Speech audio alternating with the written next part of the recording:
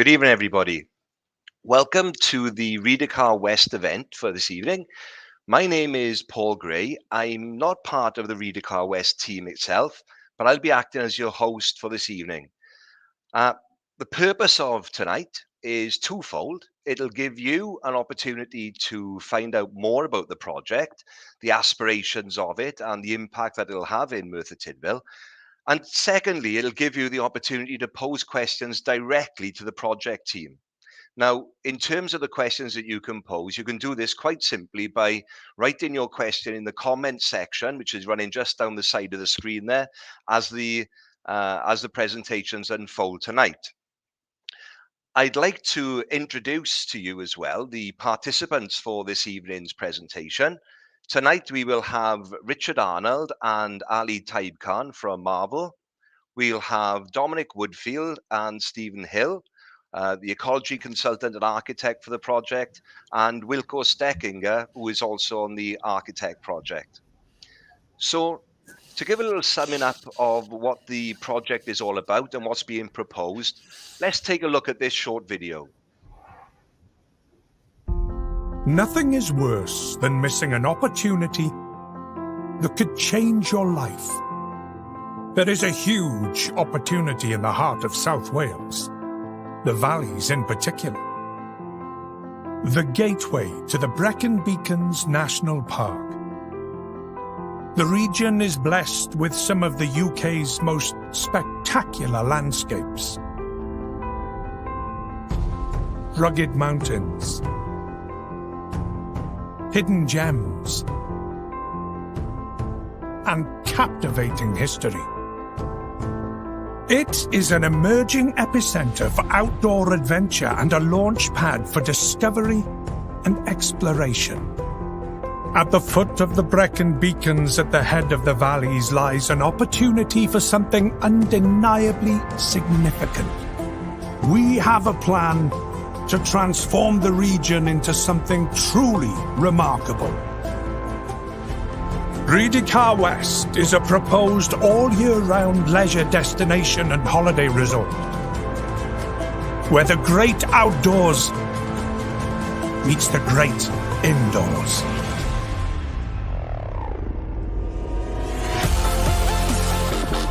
A 400-meter multi-slope indoor snow centre, the longest in the UK, suitable for leisure to international professional guests. A state-of-the-art indoor tropical water park. A fully immersive indoor adventure centre. A sport hotel, luxury accommodation and spa. Woodland lodge experiences. Heritage trails, nature treks, high rope courses and much, much more. The Rhydycar West vision is destined to transform the region and attract visitors from around the UK and beyond. For all year round. A public consultation is now underway. To find out more and have your say, visit our website at www.rhydycarwest.com. It always seems impossible until it's done.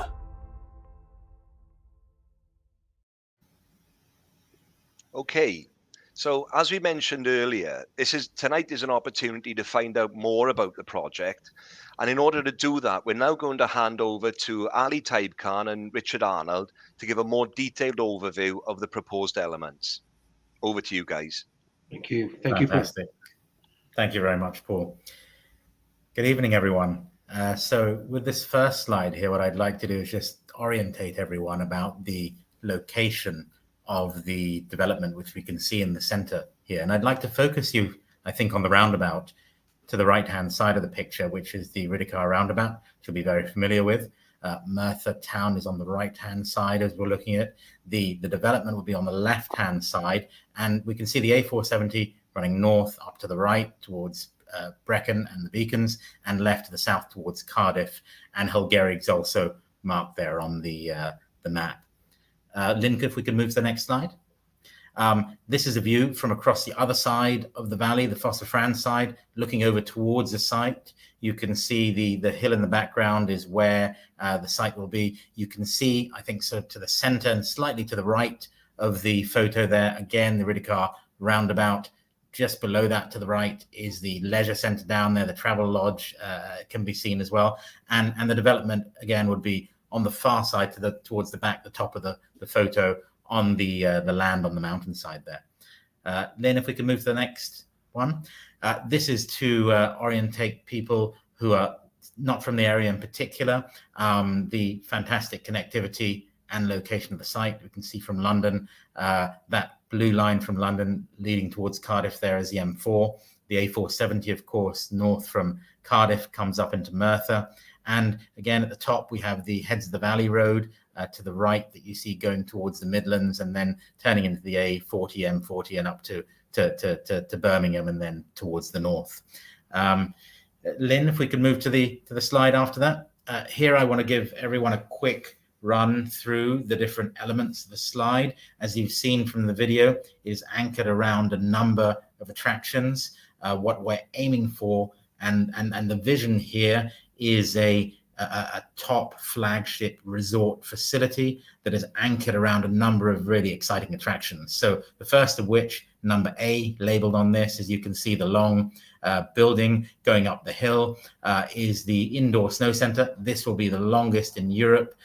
We have on board as really important partners we've had for some time, Snow Sport Wales. In addition to that, Team GB and the Olympic sports teams. This will be the home and the national training centre and centre of excellence for the Olympic teams, both Welsh and UK and the national sides.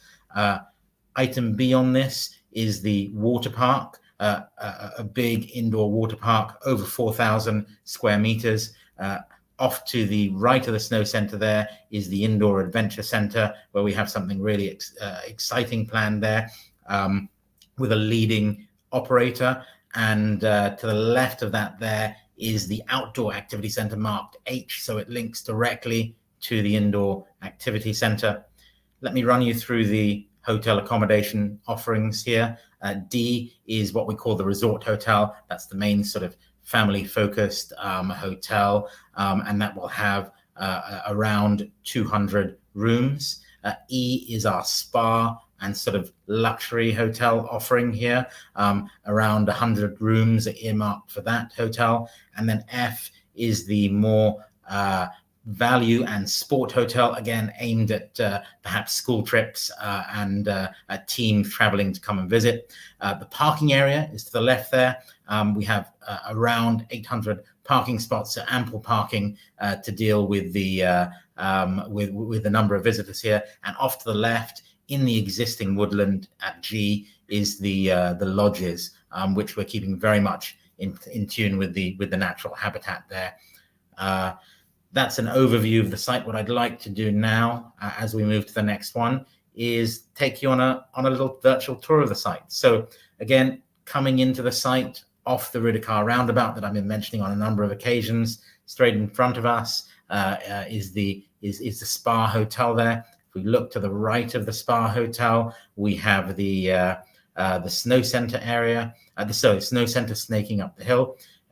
In between the Spa Hotel and the water park, you can see those sort of tubes denoting the water park on the left. We're looking through to the resort hotel and an inner courtyard there, which will be used for events, weddings, and things like that.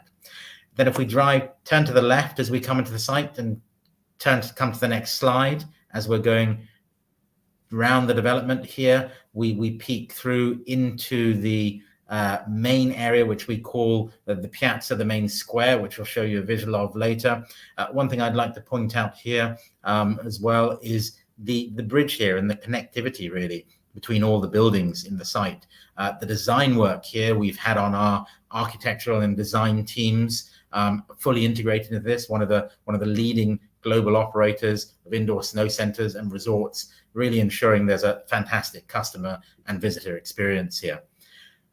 Moving round as we take the quick car around the site and into the parking lot. Imagine you've parked your car now and you've got out of it. Here is a view into the piazza. On the left-hand side is the resort hotel. In the backdrop there, the spa hotel, and to the right you can see the water park. Again, you can see this is a fantastic area where there could be events outdoors, lots of activities in the sort of piazza and the open space there. So Lynn, if we could move to the next slide.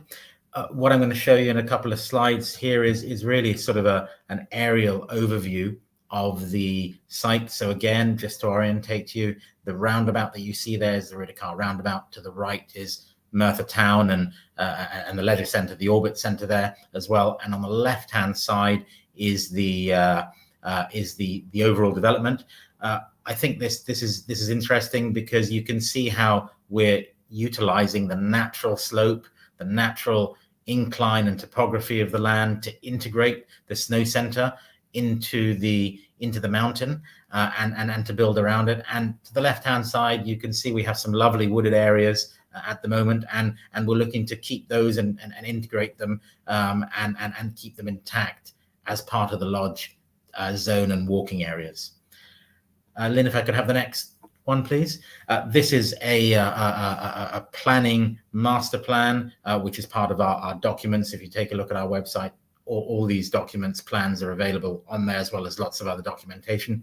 Again, to orientate you, the roundabout in the top towards the right there coming into the site. And again, we have the different elements, which I mentioned before, and the different attractions in there. Lynn, if we could move to the next slide. That completes sort of the site tour.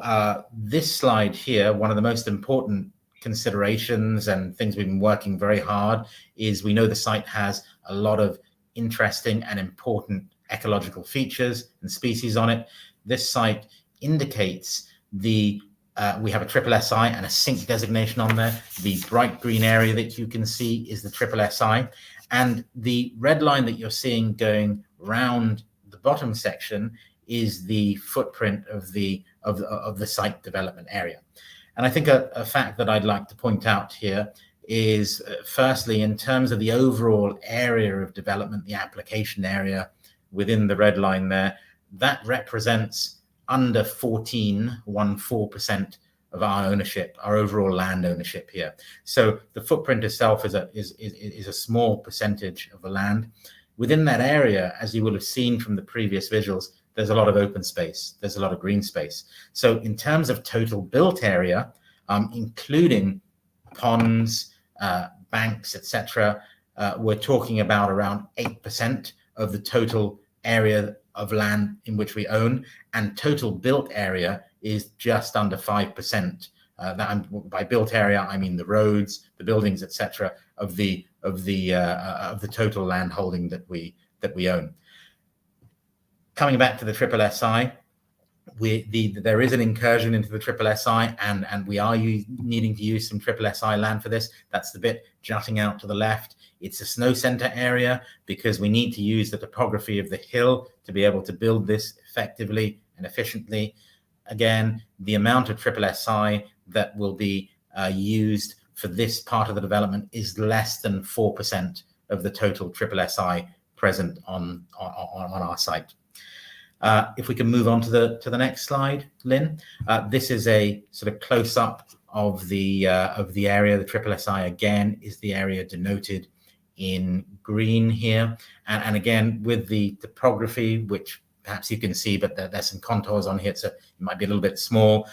How again it's the snow center that is in the triple SI area, and again it's a small percentage of the overall area. So those are a couple of things we wanted to explain from an ecology point of view. Lynn, if we could move on to the next slide, which relates to heritage. As we've said really from the outset, one of the things that we think is fantastic about our site is the heritage that is on the site. We have a number of scheduled monuments on there. We worked with CADU since we took over ownership to schedule 6 additional monuments. In addition to all of those things, we think it's extremely important how the site fits in with the overall tapestry and the richness of heritage and historical attractions in Merthyr and the wider South Valleys region. So with that in mind, we are creating, and we've already planned, they're in our plans for heritage trails to take us around and enable visits to the existing ancient monuments. We have a number of them on the site. For example, some of you may be familiar with the Merthyr Abernant Tunnel. In addition to that, we are also linking this to the Taff Trail, so we can link into those important heritage and historical areas. And again, our development is designed very much in the same way as the ecology. We've designed the heritage around the we've designed the development around the heritage features on the site, around the ancient monuments. In the same way, from an ecology perspective, we've done our best and designed it in a sensitive way to stay away from the most sensitive ecological areas, and also reduce the overall footprint as much as possible on the SSSI. So I think that concludes the introduction I wanted to give from on those things. Paul, hand back to you if there's nothing further at the moment. Okay, thank you, Richard, and thank you for that presentation. As you can imagine, the project itself over the years has been posed many frequently asked questions then. And with the team here tonight, we'd like to start off by just addressing a few of those and posing a few of these frequently asked questions to yourselves, Richard and Ali. And as you can imagine, this first question, I suppose, is particularly pertinent given Merthyr's industrial past, and it's a question around coal. So could you explain to us then, will there be any coal extracted from the site?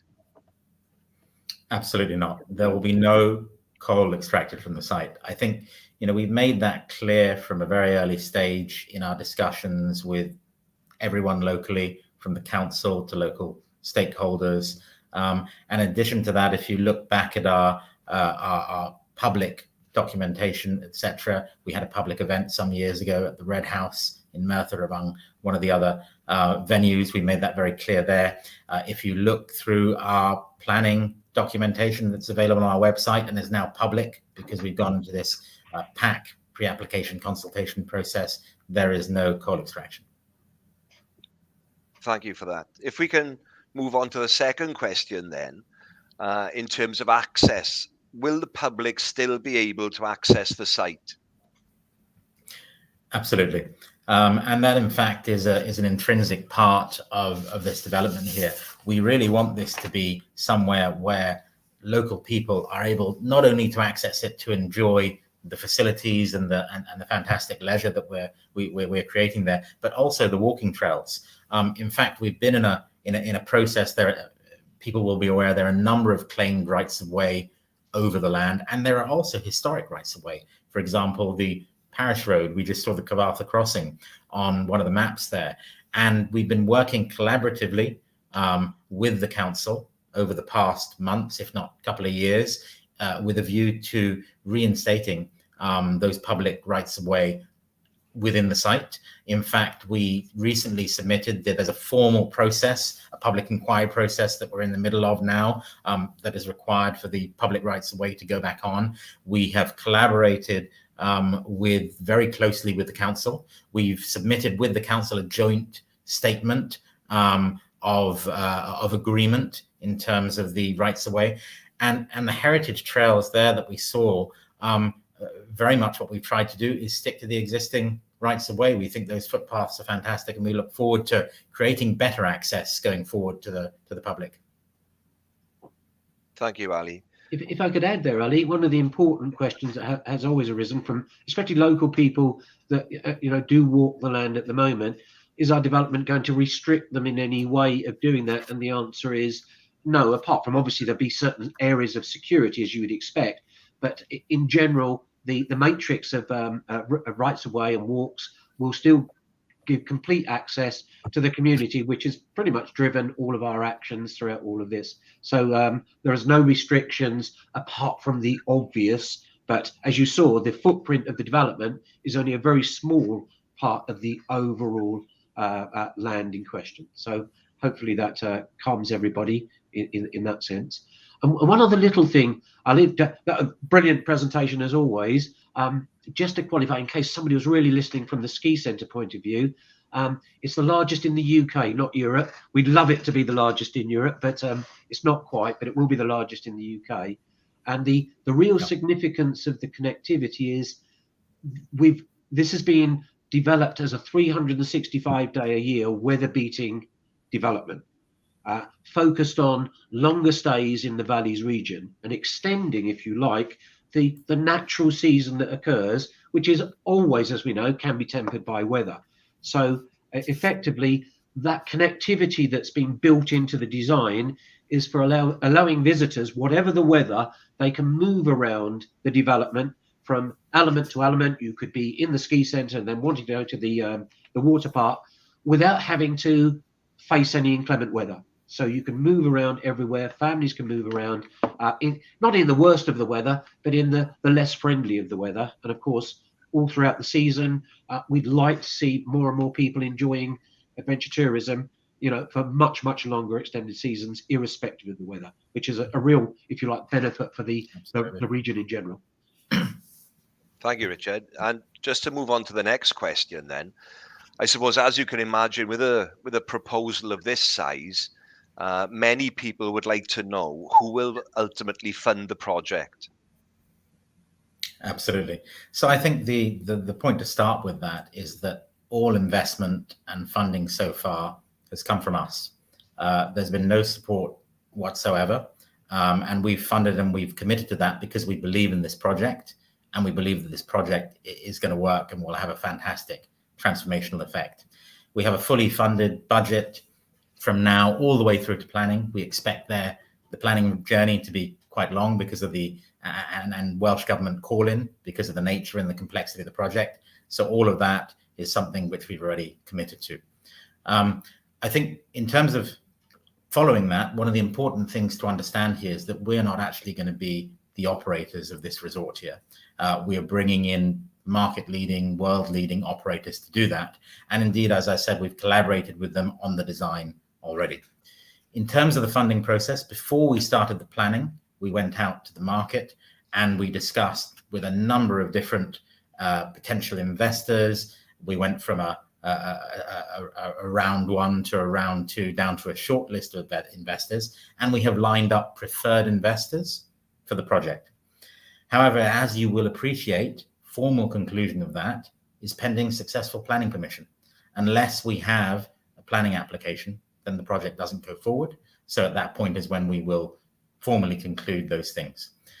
And I think another thing I'd just like to add here as well is now this has come out into the public realm very much as a project that is on a fast track now to delivery from this point on. We expect much wider interest in terms of investment, and we think especially the rebound from the pandemic, the movement towards staycations. Anyone who has tried to book a staycation, I think in the past 18 months or so, will know how hard it is to do that. And I think, this is really a fantastic time to be coming forward with a project like this. And I think it really builds on the adventure tourism kind of identity that Wales has established through the likes of, Zip World, Bike Park Wales,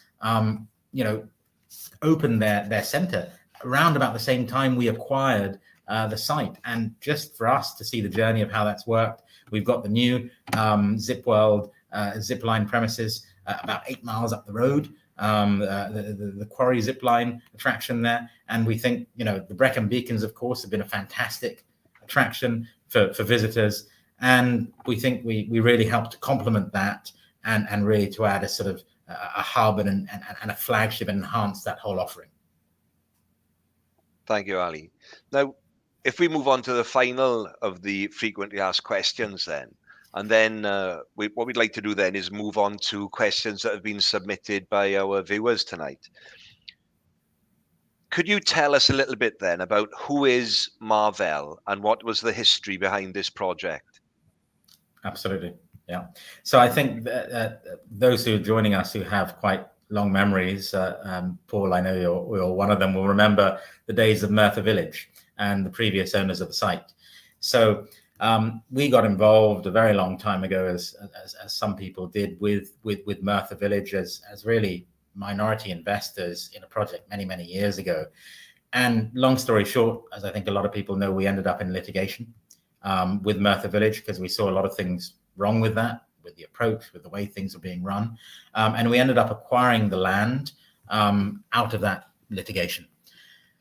We acquired the land at the end of 2013, and really from the beginning of 2014, we've really been assessing the land. Our first steps really were to start to talk locally to the council, to locals, to find out, what kind of development might be able to take place here. We were very open-minded about that. We wanted to understand things further.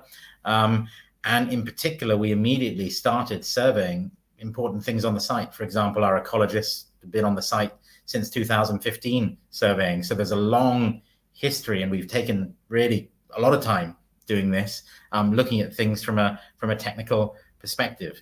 I think where the real project sort of started and where this indoor snow centre came from was actually the council that introduced us to Snow Sport Wales.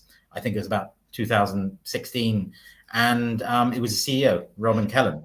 And Robin had been looking for a number of years for an ideal and suitable spot to put a leading international standard indoor snow centre somewhere.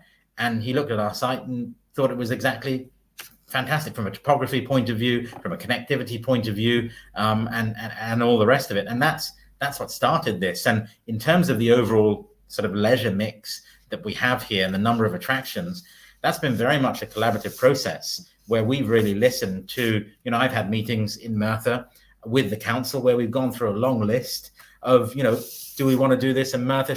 Could this fit in here? What do we think is good? We've been through that process with Visit Wales as well. So that, if you like, is how the history of the project sort of evolved. Onto the question of what Marvell is. Marvell is a company that owns the land. So we formed the company when we acquired the land back in 2013. It's an offshore company. The reason for that is I'm in Dubai. Other shareholders of ours are outside the UK.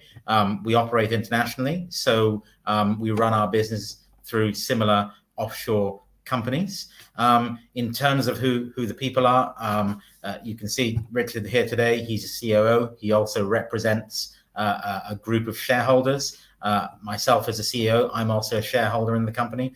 So hopefully that gives you a better and clearer picture of everything. Thank you very much, Ali. Now we can move on to that part of this evening where we can take questions that have been posed by our viewers tonight. Lynn, do we have anything that's come in so far? Okay, so we've got our first question is from Brenda Taft Davis. And Brenda's question is, what is the commitment to managing the remainder of the SSSI and heritage landscape? Absolutely, that's a very good question. So firstly, I'll take that with take the SSSI point here. So part of our proposal, and you can see that in the planning application documents, is for enhanced and better management of the SSSI and also upliftment of the SSSI in certain areas. So what that means is enhancing it in places where it's not as good as it could be at the moment. We have been in consultation with Natural Resources Wales, NRW, excuse me. I've been meeting with them since 2015. We're working closely with them on a mitigation plan for all of this. In addition to that, the council ecologist, the current one and his predecessor, we've had a long history of collaboration with them. As I said, we've surveyed the site from 2015. So we have extensive technical surveys on the site. So we are committed to the ongoing management. and that is already in our PAC documentation. If you look in particular at our ecology submission there, and we will be enhancing and basically increasing that, and that will go into as part of our planning application. So that, if you like, is the ecology and the triple SI element. In terms of the heritage landscape, it's a very similar story. As I mentioned, we worked when we took over ownership to actually work with CADU to schedule 6 ancient monuments. The previous owners, Merthyr Village, Wyn Holloway, had blocked all of that for a number of years, as some people might remember. And so we're very committed to that. And for us, it's not just about scheduled monuments. I've had a number of meetings over the years that locals will remember with heritage groups and many individuals locally who are interested in these things, basically seeking their views. And in terms of the heritage landscape, again, there is no direct impact on any of the triple SIs. In fact, the design of the site has been, like with the ecology, to avoid the scheduled ancient monuments, the historical areas on there, and to create an enhanced visitor experience and visiting it through interpretation boards, etc. So our view on both of these things is it's not just management of the triple SI and the heritage landscape. We look at our project as being an enhancement to both of those things, and that's our objective here. Thank you, Ali. Brenda, I hope that answers your question. If it doesn't, please feel free to leave any other comments on our social media. Our next question comes from, it was Lynn Colston, but it's, can we just go back to that, Lynn, a second? Thank you. Lynn asks, how many people from this area do you think go skiing annually? All schools start the interest. We have been for 25 years. I'll try and answer that. It's difficult to know how many ski annually, either to the Alps or to other indoor ski facilities. But that's a particular pet subject of mine, because obviously, apart from the far-reaching commerciality of the UK's largest ski centre, which means that it's a brilliant facility locally for those that are living local and in the valleys, but more importantly, it reaches out to UK and Europe, by testament to many of the larger European ski slopes, of which I visit one of them regularly during the summer months. It will have that sort of gravity to bring people through. But more importantly, it's about inclusion. I think this facility, having this world-class facility in this location, will allow not only Welsh school children, but perhaps throughout the rest of England and the UK, to participate in snow sport, either for the first time or building their skill sets in, if you like, in the summer months when it's likely to be good value, that's for certain. But more importantly, even for those and families that are looking at it for the first time, going to the Alps, it can be a bit of a lottery if it's a first-time trip. The weather can be not so good. The conditions in general, visibility, can be not so good. And of course, families develop skills at different levels. And so you get this anxiety that you're in a fairly dangerous environment and you've got to keep your eyes on them. And a genuine belief of mine is a 3-day stay at Rhydycar West, let's take a family or a school ski trip, will give as much on snow time as a typical week in the Alps, on guaranteed snow conditions, perfect visibility, and where everybody is at any one time. And so the object is to include more people through Snow Sport Wales, Rob Callan, your national coach, especially in the Wales area, to become involved, enjoy and try snow sports as far as that goes. But then, of course, there's the development of competition locally, regionally, nationally. And a thing that really excites me, because we have huge support from Team GB, who want to adopt this not only as the home for their the Olympic ski elite athletes and the Welsh athletes, it will also be the national centre of excellence. And I can't think of anything more inspiring if you're in the snow centre on a day when perhaps some of the UK's best athletes are training on one of the runs, this is a multi-run facility, to be inspired and have a bit of a peer target group in front of you to say, I'd like to do that. And especially if you like the borders, which we're excelling in snow sports at this moment in time, when they see those performing both indoors and on some of the jump events that will happen outdoors, it can only be an inspiration. So it's about, if you like, skiing as a participation sport can be expensive in the Alps, and post the pandemic, even more so, I suspect. This should be an opportunity to bring it into a real value proposition for inclusion. Most notably, I see a local industry for Wales to develop for providing the whole of the UK with a completely new concept of the school ski trip. Hopefully that answers your question. Thank you, Richard, and thank you, Lynn, for posing that question as well. Okay, so we move on to a question now from Mark White. Looks amazing and would be great for the local economy. With all the big names mentioned, will it be affordable for local residents? Shall I carry on there, Ali? Yeah, absolutely. Yeah. Obviously, everything has a cost, but from the collaboration that we have with the operator, and we obviously can't put pricing structures at this stage onto the operator, but in any of these facilities, wherever you go in the UK and in Europe, there are prime time charges, and costs, and there are the less prime time opportunity to participate, and there's also sort of postcode discounts that all work together to promote, if you like, an inclusion, especially for the local people, and it makes commercial sense to do that for a number of reasons. So the mechanisms that are there, because there's lots of demand at peak season and peak times, but there's not so much demand at off-peak, and that's where the real value is, and that's where you can dip your toe in the water, and of course clubs will develop that will book times on group and therefore provide the value for those participants. It's a natural, I think, progression.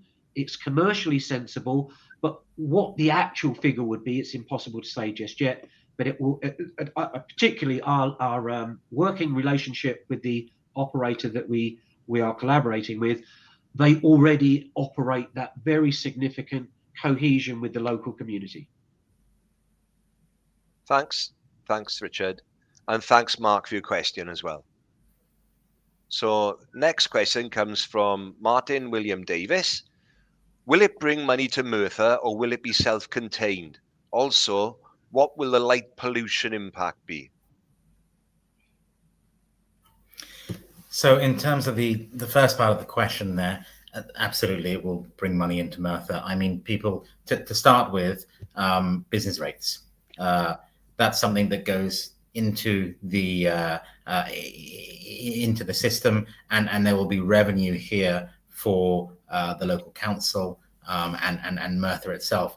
In addition to that, we're looking to bring in close to 1 million visitors a year, and we expect them to be spending money in not only here but on the high street, in places like the retail park, up at the and I think this can be a real catalyst for increased sort of tourist spend in Merthyr, because it creates an accommodation offering here, and also I think a linkage to the town centre. Those of you locally will know we already have transport links into the town centre. In particular, there's an overpass just close to the Rhydycar roundabout there, which links to the north of our site. In the south of our site, there's an underpass that links through to where the new Hoover redevelopment area is as well. In addition to that, we'll be running a shuttle bus from the facility through different points of the town, the high street, etc. And I think there's all those opportunities. In addition to that, there's a number of F&B outlets that we're targeting here, from coffee shops to restaurants. There will be opportunities for locals to get involved in potentially opening businesses there. Richard just talked about the sort of the school ski trip business. I think there's a tremendous potential there for local businesses and other economic development elements to come up from that. In addition to that, job creation. We're looking at a significant number of jobs here. And, we've met on a number of occasions with the college in order to ensure that we can link into those things and create pathways for graduates to come in here. So there's a lot of different ways in which we believe we can make a significant economic impact in Merthyr. If you look at our planning documentation, we have a strategic economic benefits report, which is on the website. I'd invite you to go and have a look at that. That will put into some facts and figures some of the things I'm saying here. So I think that addresses the first question. In terms of light pollution, in addition to that, on the site, on the website, we have done a comprehensive light survey, which basically measures the amount of light that will be emitted from this, and if it will be, what impact that might have on the local area from different points. The conclusion of that report, and again, it can be accessed on our website at the moment with the PAC documentation, is that there will essentially be a low to negligible effect. But again, I'll point you to the report because that has the details on the exact metrics. But that's very low. Okay, thanks, Ali, and thank you, Martin, for your question. So our next question is from Janet Bickley. It would be interesting to know if recruitment will be within the town and not bring people in from outside. Absolutely. I think, look, just extending on what I said before, our discussions and our collaboration and early discussions with the college and also the University of South Wales, who we've had an agreement with for some time, to look at how to bring recruitment to the forefront of this in terms of everything from recruiting people to all areas, and in addition to that, creating sort of apprenticeship opportunities during the construction phase, and then into the operational phase, also long-term jobs. Now, obviously, our objective is to try and create as much local employment as possible. But of course, there may be certain jobs here, for example, ski instructors, where there may not be necessarily at the moment the skill set in Merthyr. But I think, again, with collaboration with the college, there's no reason why through training programs, etc., over time, we can't create those opportunities as well for local people. So our ambition is absolutely local recruitment, and we'd like to do as much as we can in that area. Absolutely. And thank you, Ali, and thank you, Janet, for your for taking the time to pose the question. And okay, back to Brenda Taft Davis, who asks, mining records only go back to 1920. What happens if you find coal? Will it have to be extracted? So I think there's a couple of points to look at here. So I think the first thing to give you a little bit of background is that one of the first things we did when we took over the land as part of our sort of due diligence and understanding the ecology, the heritage, etc., was to also understand the ground conditions. If we're going to ever build anything here, we need to know what's under the ground. So we have a full model that our consultants have created. We understand what is under the ground there and how it works. And that's based on lots of different records, also other data that we have acquired and surveying we've done over time. In terms of if we find coal, what happens? Well, our procedure, and we have been involved and engaged with the Coal Authority way back to when we started this whole, just after acquiring the land. First time I met them was 2014, and we've had that engagement since. And from the perspective of coal extraction, there's a simple process we have to go through with them because there's no coal extraction here. I made that clear in a previous question. Is we will simply get an agreement and a consent from them that no coal needs to be extracted from the site, and that is part of their common practice in this day and age. As we all know, UK energy policy is moving in a completely different direction these days. There has been a movement away from coal. There's a movement to much more green energy, etc., and we're very much on board with that. In terms of if we find coal and it has to be extracted, I think the thing to mention here is there's a chance we might find what you call incidental coal. But with that in mind, remember that the main area where we're developing here, and it may not have been completely clear from some of those maps, is on top of the A470 spoil tip. And in fact, a lot of the work that we're doing is reprofiling that spoil tip. Now, the rules in terms of coal are, if it's not within a certain distance of a building, then simply we can leave it in the ground and bury it. We've done some calculations about what will need to happen in terms of, if we find incidental coal, and our engineers are working on solutions to integrate that back into the environment. And that will be part of our detailed plans as we do the excavation work and the groundwork. Thank you, Ali, and thank you, Brenda. And obviously, it is a very emotive subject given Merthyr's past. Absolutely. Well, and the present with fossil fuels. Yes, yeah. Exactly. So we move on to our next question from Dan Hayes. We have seen other big developments promised in South Wales that haven't been delivered as they were dependent upon getting public funding from Welsh Government. Is this dependent on some public funding? So I think the first place I'd like to start is obviously the thing that's in everyone's mind here is the Circuit of Wales that had a huge amount of public funding just to get through planning, frankly, and not any further. As I emphasized before, we funded this ourselves privately. In terms of the funding going forwards, as I said, we do have and we have identified our preferred investors.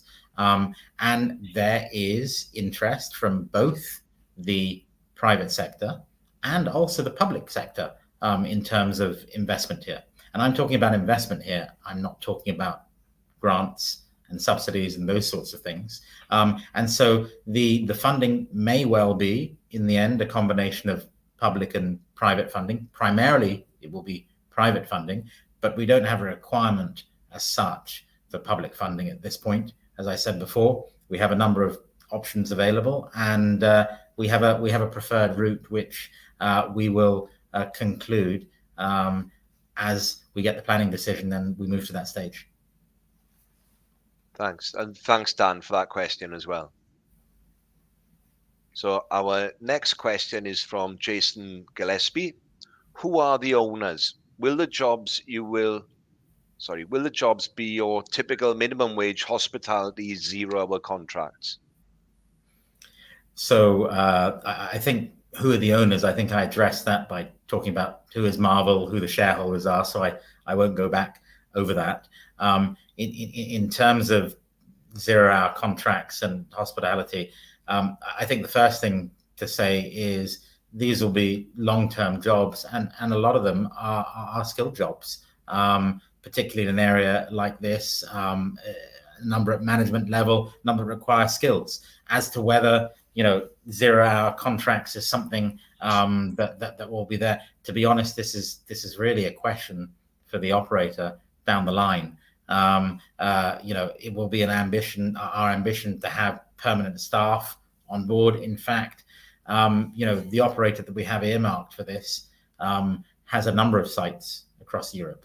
And they work on permanent staff. They don't work on kind of temporary seasonal staff. So it is a core team there. And of course, like with any big business shop, at Christmas time, you hire temporary staff, or during the summer, if you get those peak periods, I'm sure there'll be people who are coming in to assist at peak periods as well. So it's a difficult question to ask at the moment, but I hope that answers the question. Richard, being in the UK, you may have something to add here.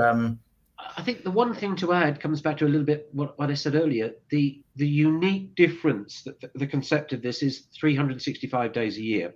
One of the real inhibitors to, in the UK, leisure investment is the length of season, really, that you have to do two things: recover your capital and expenditure and make a profit, and of course employing people, knowing that from April to October you can't get enough, and from October through to April, you don't want anybody. You barely survive. Yeah, we're trying to break through that cycle because it's 365 days a year.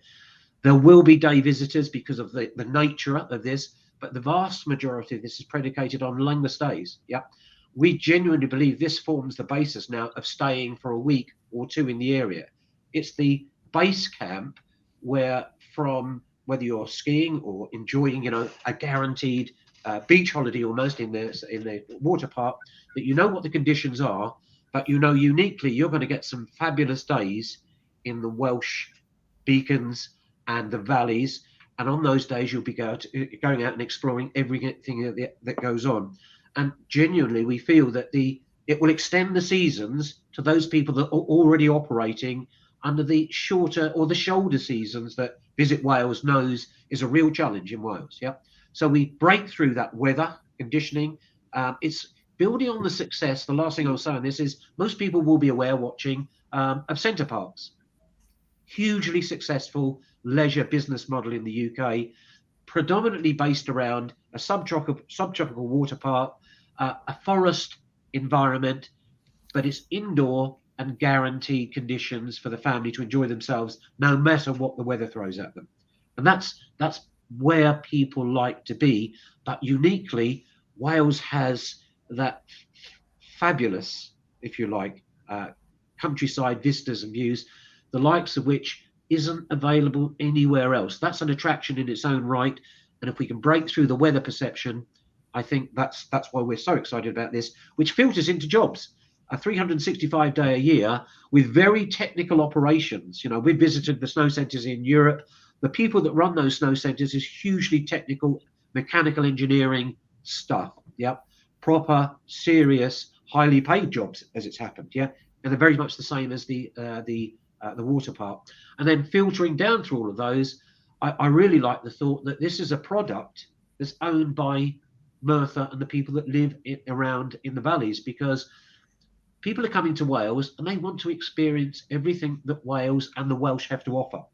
So those jobs there are a complete portrayal of the real sentiment that Welsh people can deliver to their customers, if you like, and the people, and encourage them to come back year after year. A real opportunity for Wales and the local people to shine. Not that they don't shine anyway, but you know what I mean.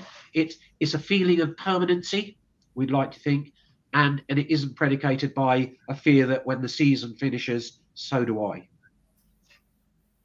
Thank you, Richard. And I'd certainly endorse your comments about Merthyr having the finest countryside anywhere in the world. I think it's very true.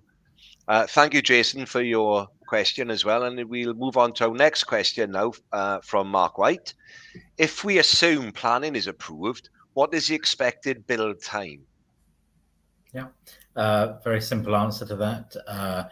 Between 2.5 to 3 years, essentially. And as part of the planning application, we will be submitting an outline construction plan as well that explains how that's sort of achieved. So, we assume, to put a bit more sort of meat around the bones in terms of time frame, planning submission will be very soon after the pack. We assume this will be quite a long planning process because Welsh Government will be involved, so around a year, which takes us to 2023. So our ambitions is opening day is 2026 sometime. Thanks, Ali. And thank you, Mark, for your question. Okay, back to Janet Bickley. And a very simple question. How many jobs will this generate? So again, if I point you to if you want some more detail on this, the strategic impact, strategic economic benefits report on the website, and we're looking at around 500 or 600 jobs in terms of long-term jobs, not just construction jobs, and several hundred construction jobs as well. The construction jobs will depend on the overall phasing in the construction timeline, but I'd invite you to look at that for a bit more detail, but that gives you a good indication. Thank you, and thank you, Janet, for your question as well. And back to Dan Hayes. One of the mock-up pictures in your consultation document shows new build houses to the north of the site. Is that the plan for the rest of the land? So there's no plan for any residential development in this. I apologize if something is in perhaps one of the documents. I'm struggling to think where that might be. And actually, if Dan, if you're able to point out after this where you saw that, I'd be very grateful so we can correct it. Ali, if I can jump in there, I can probably answer that. I think it's in the design and access statement, and it's going right back to the very first, if you like, blueprint of possibility. Yes, yeah. Because residential was considered along the periphery of the A470, but having looked at the ecology of the land, and it's designated SSSI, and focusing on leisure primarily, the entire notion of residential has been removed completely, doesn't form part of the planning because it was unlikely to ever be achieved. Yeah, no, that's correct. Thanks, Richard. And I'd add to that as well that our plans or our thoughts about any residential housing were at a time when the LDP was being redone, essentially, and the council decision was to earmark essentially the Hoover site for that. So as that decision came out and it changed, there is no more residential housing before, but it was a consideration. So if you were looking at some of the historic drawings, just where we showed you the background and the history, that's perhaps where you've seen it. But Dan, if it's somewhere else other than that, please do let us know. That'd be useful feedback. Thanks, Ali, and thanks, Dan, and thanks for that question, which obviously needed clarification, and you got some there. So next question is from Melanie Evans Jenkins. What will happen to the historic heritage points of interest and remains within the area? Are there plans to conserve these and improve access to them during site development? Yep, absolutely. So I think just echoing what I said before, we've been working with CADU for a number of years to do this. The plan is heritage driven and heritage focused. So they're all staying intact.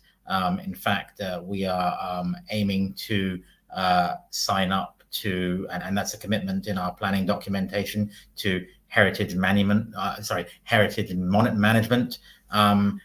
elements for the different monuments in terms of enhancing them. Again, there are plans to create access. So you saw the heritage walk that we created there, and not just access to the site as a whole, but in addition to that, connecting that to the wider sort of tapestry of features and historic monuments around the castle, for example, the ironworks, etc. In addition to that, I don't know if you're aware, the Merthyr Tunnel, I probably should have mentioned this during the presentation, but there's a joint project between the Welsh Government and Merthyr Council that we are working with them on to reopen the Merthyr Tunnel to pedestrians and also to cyclists. So, enhancement and all of those things, that's exactly what we're trying to achieve with the development. Thanks very much. And thank you, Melanie, for your question as well. Good question. And the next question is from Andrew Jones. Is the energy required for refrigeration sustainable? How is carbon use during construction and operation measured? So that's a very interesting question. I'm glad you've asked that. So I think the first thing about the refrigeration is what I think we need to understand here is we have refrigeration in the snow center, but we also need heating for the water park. And there is a fantastic, basically, synergy in terms of the transfer of heat and using that heat transfer. To give you an example, in one of the top snow centers in Europe, 400 meters, one of the best ones internationally, probably, Landgraf, all the heat from the refrigeration area heats all their water in their hotel, their restaurants, etc. They don't have a heating bill for that. We here, and that is a facility that is about 25 years old. We have the advantage of coming into this now with new technology, and you'll see also we have an energy statement, and we've given some a lot of detail on that in the pack documentation, if you want to look at that, where we talk about the energy efficiencies that we can create in terms of doing all of that.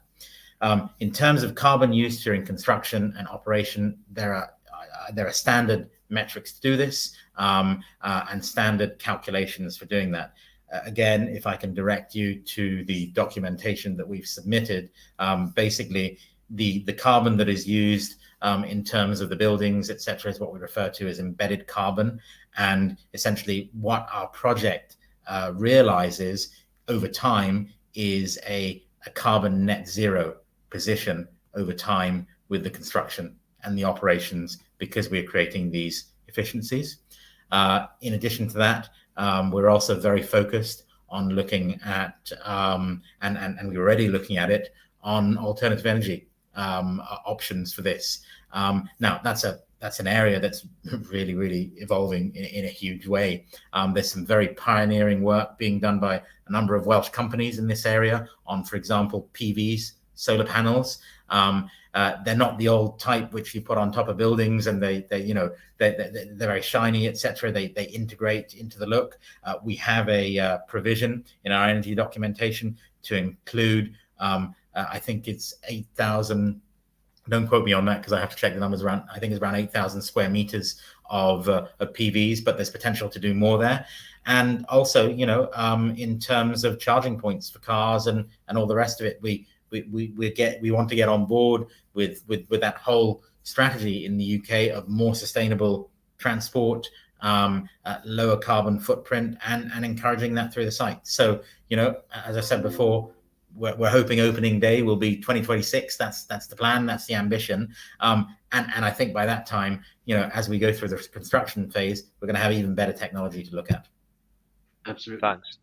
And if I could just add something, Ali, because it's always fascinating to listen to you and the questions that are coming in. And there's obviously everybody harbours concerns quite rightly, whether it be ecology, heritage, carbon footprint, and a number of other things. One of the great things to remember, and we certainly remember it throughout this entire process for our consultants, the planning application itself is the guardian of those real focused issues, such as ecology, such as carbon footprint. And each of our reports that are on the website, which have to be produced to demonstrate and extrapolate exactly what's going on in each of those disciplines, to satisfy the stringent, regulations that are there to protect us all, really, because we're all folks that inhabit and are custodians of the planet. So whilst there are individual concerns, and I share all of those, but there's nothing that anybody's concerned about that we're not concerned about. One of the great things is the planning process itself is there to address those. Nothing can slip through in a sort of thinking that we're underhanded developers that are going to put the most energy hungry ski slope on that land that it could ever possibly be.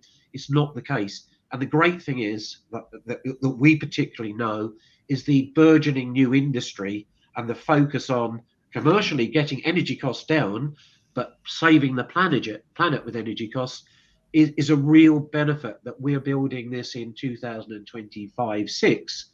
And I think the technology is rapidly changing, and the results will be somewhat outstanding coming out the other end to any traditional look back. For instance, Landgraf being 25 years old. And when we look around the UK, most of our existing snow centres are probably 5 or 10 or 15 years old. So the benchmark is rapidly changing, and that's good news. We all welcome that. Thank you, Richard. And that kind of brings us to the end of the question section for tonight.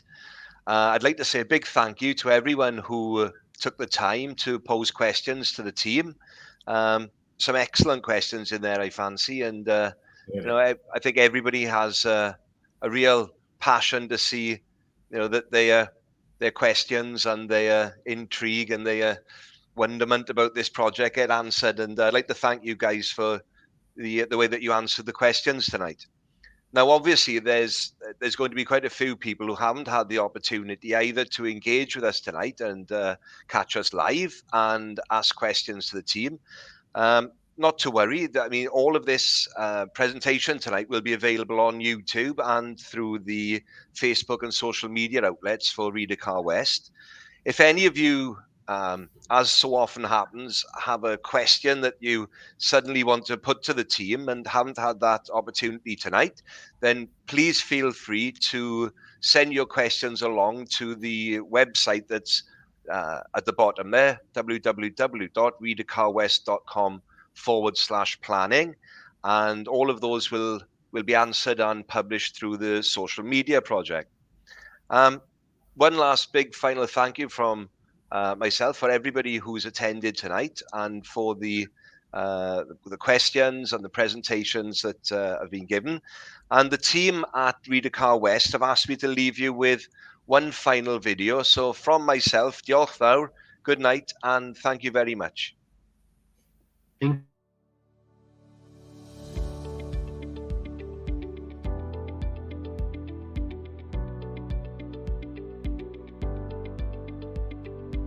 Merthyr Tydfil's strategic location at the heads of the valleys and to the national park is paramount.